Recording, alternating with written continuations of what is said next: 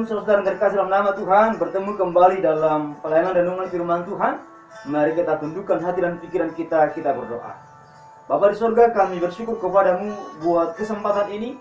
Kami akan merenungkan firman Tuhan. Tolonglah kami tatkala kami baca, merenungkannya dan mampukan kami menjadi pelaku firman Bapa. Berkati seluruh pendengar kami Bapa, dimanapun mereka berada, untuk memahami dan melakukan kebenaran-Mu.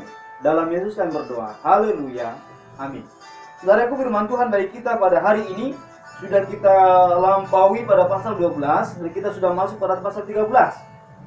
Kita merenungkan dari ayat 1 ayat yang ke-7, namun saya bacakan bagi kita hanya ayat pertama saja. Firman Tuhan, tiap-tiap orang harus takluk kepada pemerintah yang di atasnya, sebab tidak ada pemerintah yang tidak berasal dari Allah. Dan pemerintah-pemerintah yang ada ditetapkan oleh Allah. Yang berbahagia Allah setiap orang yang mendengar dan melakukan firman Tuhan. Saudara yang terkasih dalam nama Tuhan, pernyataan Rasul Paulus pada bagian ini sebenarnya memiliki kaitan kepada apa yang dia katakan kepada Timotius. Dalam 1 Timotius pasal yang kedua ayat 1 sampai 2, di mana dia katakan kepada Timotius bahwa mereka harus berdoa kepada para raja, kepada para pemerintah, agar mereka mampu melakukan tugasnya dengan baik. Juga Paulus pernah katakan kepada Titus pada pasal 3 ayat 1, tunduklah kepada pemerintah. Bukan hanya Paulus, bahkan juga Petrus pernah menuliskan dalam 1 Petrus pasal 2 ayat 13 sampai 17, tunduklah kepada pemerintah karena Allah. Saudara terkasih dalam nama Tuhan, bahkan para tokoh gereja purba juga mengajarkan hal yang sama, seperti Justinus Martir, Tertullian. Para tokoh-tokoh ini juga mengajarkan, menuliskan surat-surat mereka agar gereja pada waktu itu selalu menundukkan dirinya, mentaati para pemerintah. Apa yang kita ketahui tentang Roma adalah sebuah negara yang sangat besar pada waktu itu. Namun juga kita memahami bahwa pada waktu itu ada kekejaman yang sangat luar biasa pada zaman kekaisaran Nero. Tetapi walaupun pada masa-masa seperti itu, gereja Tuhan dituntut untuk menjadi taat, dituntut untuk menjadi mengasihi para pemimpin, dituntut untuk berdoa kepada mereka. Mengapa? Karena memang Tuhan menetapkan para pemerintah untuk kebaikan. Bahkan para pemikir-pemikir dunia sekalipun, para filosof sekalipun, salah satunya bahkan Plato mengatakan, pemerintah ada berguna untuk memberikan ketenangan, ketentraman bagi masyarakat. Kedamaian, ketentraman itulah yang harus diciptakan oleh para pemerintah. Saudara terkasih dalam nama Tuhan, ada beberapa hal yang melatar belakangi Paulus mengatakan bagian ini, bahwa mereka harus tunduk kepada para pemerintah.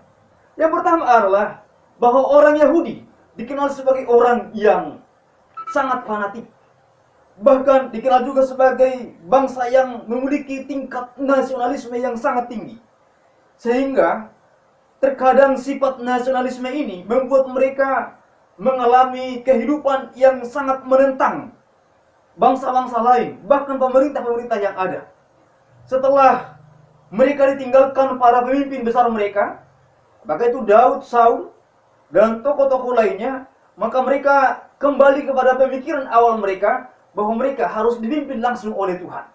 Maka seolah-olah raja tidak dibutuhkan, seolah-olah pemimpin tidak dibutuhkan lagi pada waktu itu. Pemerintahan tidak perlu. Itulah yang dipikirkan oleh banyak orang pada waktu itu. Sehingga orang-orang Yahudi senantiasa mencoba untuk melakukan pertentangan. Bahkan orang-orang sebangsa atau sesuku mereka sendiri, jika ada yang berpihak kepada Roma pada waktu itu, penagih pajak misalnya, akan mereka anggap sebagai pengkhianat, musuh besar.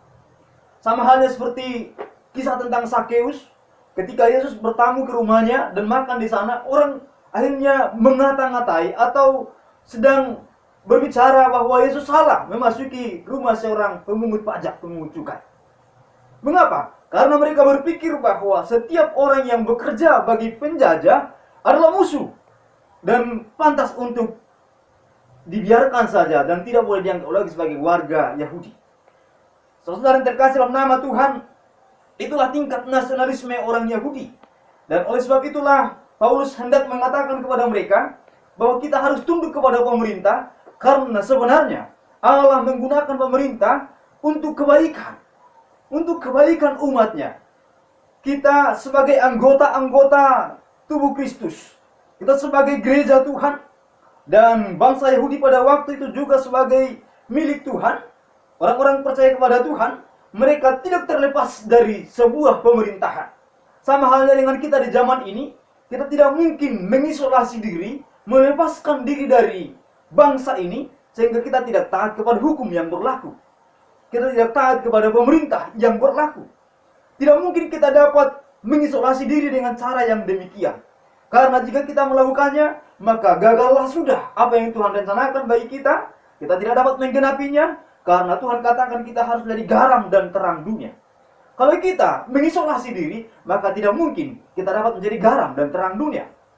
Saudara yang terkasih dalam nama Tuhan, kita harus menghormati para pemerintah.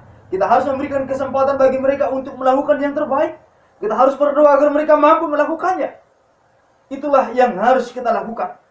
Ketiadaan pemerintah akan justru mengakibatkan situasi yang lebih fatal. Ketiadaan pemerintah, ketiadaan hukum akan lebih parah daripada ketika ada hukum, bahkan hukum yang zalim sekalipun.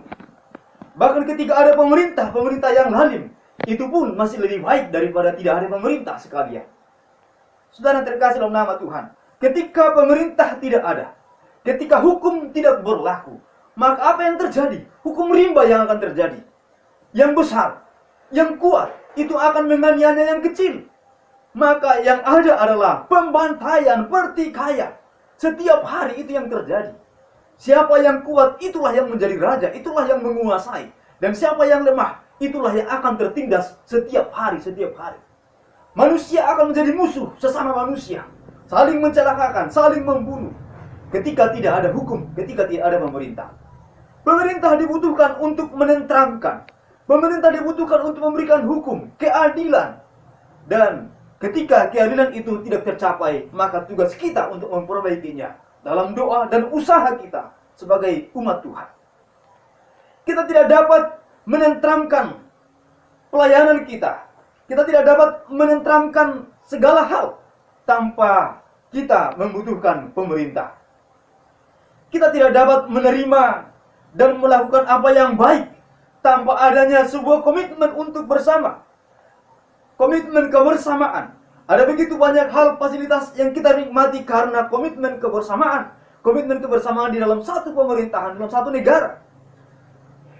Kita memiliki fasilitas jalan raya, rumah sakit, dan hal-hal yang lain, transportasi, pendidikan, sekolah.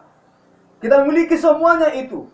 Tatkala kita memiliki komitmen bersama di dalam satu pemerintahan, di dalam satu negara. Kita tidak mungkin mendapatkan semua itu dengan usaha sendiri. Secara individual, tidak mungkin terjadi. Kita tidak akan mungkin dapat membangun jalan untuk kita lalui dengan sendiri saja. Membangun jalan tol sendiri, untuk kita sendiri, tidak mungkin. Yang dapat kita lakukan adalah bahwa kita menghargai, menghormati pemerintah, berdoa untuk mereka. Agar mereka menjalankan pemerintah sesuai dengan hukum. Dan hukum yang baik. Hukum yang memberikan ketentraman, sejahtera, dan sukacita. Sehingga kita, masyarakat, dapat menikmati keindahan hidup bersama. Saling menghargai satu dengan yang lain. Di dalam pemerintahan, di dalam suatu bangsa. Bahkan tatkala agama boleh berbeda, pemikiran ide dapat berbeda, tetapi tatkala kita menghormati kebersamaan dan menghormati Tuhan yang memberikan pemerintahan, menghargai apa yang diberikan Tuhan, maka kita pun akan menjalani dengan sukacita. Saudara yang terkasih dalam nama Tuhan, pemerintah Roma pada waktu itu adalah sebuah pemerintahan yang sangat besar, dan itu pun menjadi sebuah berkat bagi pemberitaan Injil. Menjadi sebuah berkat untuk pemberitaan Injil karena sebuah bangsa yang besar itu. Injil dapat diberitakan, Injil dapat disampaikan di sana. Paulus dapat berkhotbah di sana, gereja Tuhan dapat berdiri di sana. Bahkan walaupun Roma pada waktu itu pada awalnya adalah negara yang tidak takut kepada Tuhan. Saudara yang terkasih dalam nama Tuhan, jika Tuhan dapat mengubah Roma pada waktu itu, mengapa Tuhan tidak dapat mengubah bangsa kita?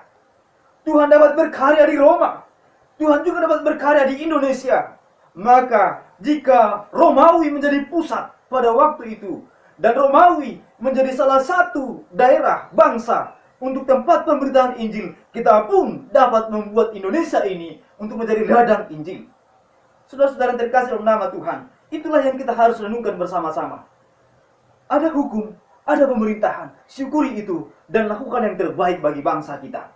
Berdoa bagi bangsa kita, memberitakan Injil dalam bangsa kita, menjangkau jiwa di bangsa kita. Jadilah kita menjadi anak Tuhan yang menjadi garam dan terang di Indonesia ini.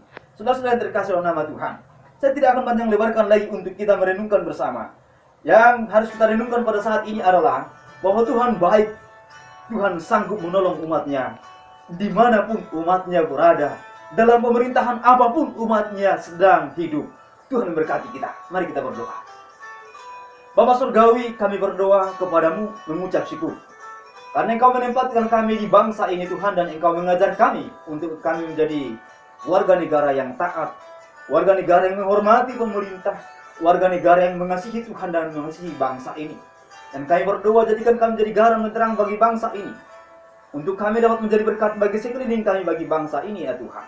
Berkati seluruh pendengar kami Bapa, tolonglah mereka untuk hidup bagi kebenaran-Mu. Dalam nama Tuhan Yesus kami berdoa dan bersyukur. Haleluya. Amin.